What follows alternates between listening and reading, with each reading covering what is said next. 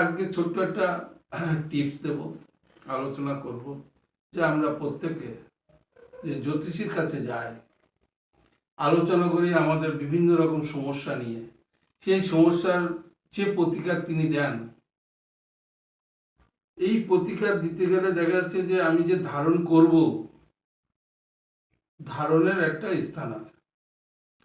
তাহলে সেই স্থান বা সেই জায়গাটা যদি আমি বুঝে নিতে পারি, দেখে নিতে পারি, তাহলে কিন্তু আমার অনেক কাজটা এগিয়ে যাবে।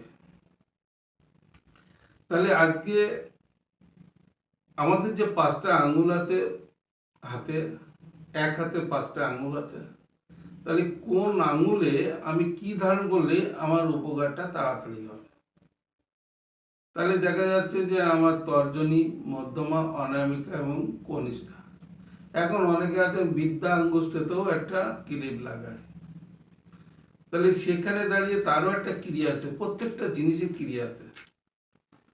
তাহলে আজকে রবি এবং মঙ্গল ডান হাতের অনামিকাতে কি ধারণ করবেন? রবি এবং মঙ্গল জন্য যদি কোনো রত্ন নেওয়া হয়, রবি এবং মঙ্গলের জন্য কোনো রত্ন নেওয়া হয়, যেমন চুনি বা প্রবাল যদি নেন, তাহলে এই অনামিকাতেই ধারণ করলে তার ফলটা বেশি হয়। চন্দ্র এবং বুধ যদি রত্ন পড়তে হয়, যাদের চন্দ্র এবং বুধ অর্থাৎ মুক্ত এবং পান্না যদি পড়তে হয়, তাহলে কনিষ্ঠাতে পড়লে ফল প্রসূত হয়। শনি গ্রহ যে রত্ন, সেই রত্ন ধারণ করতে গেলে দেখছে এমিথিস্ট হতে পারে, নীলা হতে পারে, অপরাজিতা, ইন্দ্রমুখী, রক্তমুখী। তো নীলার অনেকগুলো ভাগ আছে, যার যেরকম যেখানে দেখাবেন সেখান থেকে যে সাজেস্ট করবে, সেই রত্নটা ধারণ করতে গেলে মধ্যমাতে ধারণ করবেন। সেটা কিবারে, কখন, কোন সময়, সেটা জানতে গেলে আপনি ফোন করবেন এবং লাইক করবেন এবং সাবস্ক্রাইব করবেন এবং শেয়ার করবেন।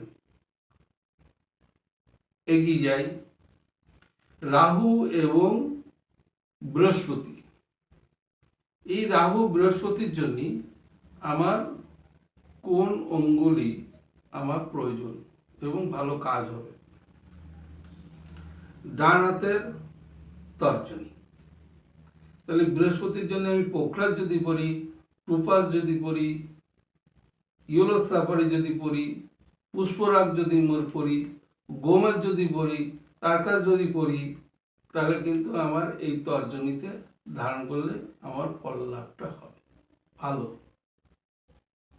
নেক্সট হচ্ছে কেতুর জন্য।